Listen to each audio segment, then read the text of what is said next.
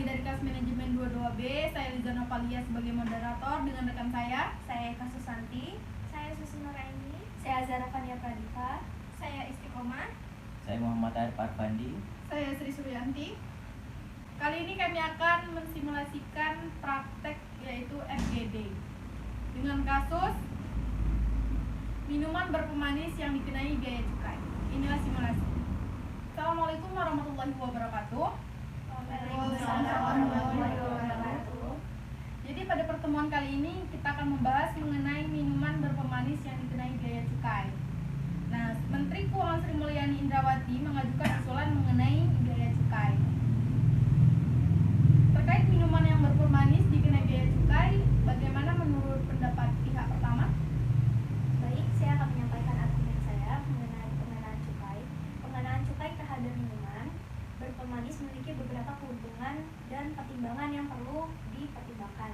Yang pertama, ada pengenaan cukai ini dapat meningkatkan penerimaan negara dan mendukung program pembangunan nasional.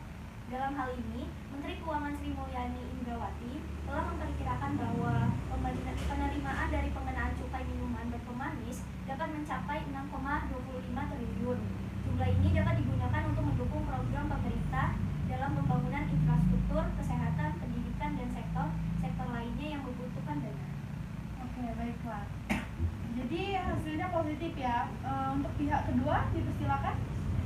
menurut argumen saya, pengenaan biaya cukai dapat meningkatkan kesehatan masyarakat dan konsumsi minuman berpemanis yang tinggi telah dikaitkan dengan peningkatan resiko terjadinya penyakit, yaitu contohnya obesitas, terus diabetes, penyakit vaskular, dan gangguan kesehatan lainnya.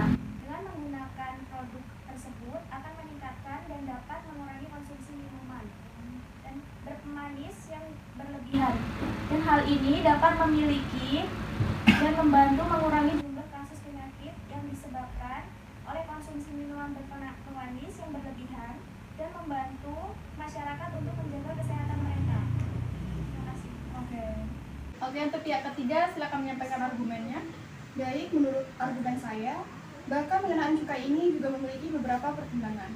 Pertama, pengenaan cukai dapat menyebabkan penurunan konsumsi minuman berpemanis yang dapat berdampak pada pendapatan produsen dan pengeceran minuman berpemanis.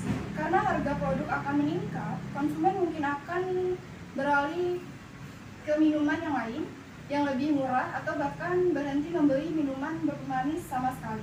Nah, dalam hal ini dapat mengurangi pendapatan produsen dan pengecer minuman berpemanis, sehingga perlu ada dukungan untuk membantu mereka menjualnya, menyesuaikan diri dengan perubahan ini. Baiklah, untuk pihak selanjutnya dipersilakan menyampaikan argumennya. Baik, menurut argumen saya mengenai pengenaan cukai juga dapat memicu perdagangan ilegal dan menyebabkan kerugian bagi pemerintah dan konsumen.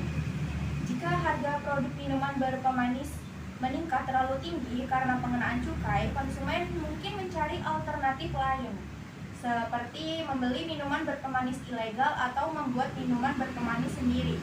Ini dapat merugikan pemerintah dalam hal penerimaan negara dan juga dapat membahayakan kesehatan konsumen jika minuman berpemanis yang dibuat sendiri tidak higienis. Oke. Untuk pihak selanjutnya dipersilakan menyampaikan argumennya. menurut argumen saya penting untuk memperhitungkan dampak pengenaan cukai ini secara matang dan memperhatikan implikasi ekonomi dan kesehatan masyarakat yang terkait.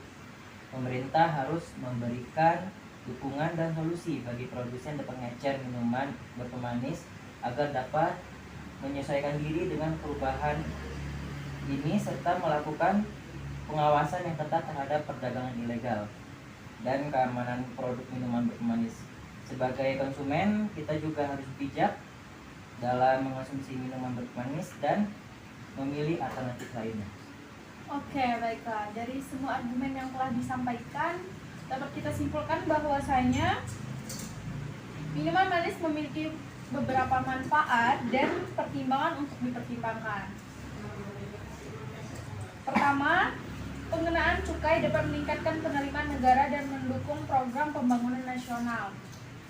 Kedua, pengenaan cukai dapat meningkatkan kesehatan masyarakat. Namun, penetapan cukai ini juga mencakup beberapa aspek yang harus diperhatikan. Salah satunya mengenai cukai dapat menyebabkan pengurangan konsumsi minuman manis yang dapat mempengaruhi pendapatan minuman manis dan pengeceran. Seiring kenaikan harga produk, konsumen dapat beralih ke minuman yang lebih murah atau bahkan berhenti membeli minuman manis.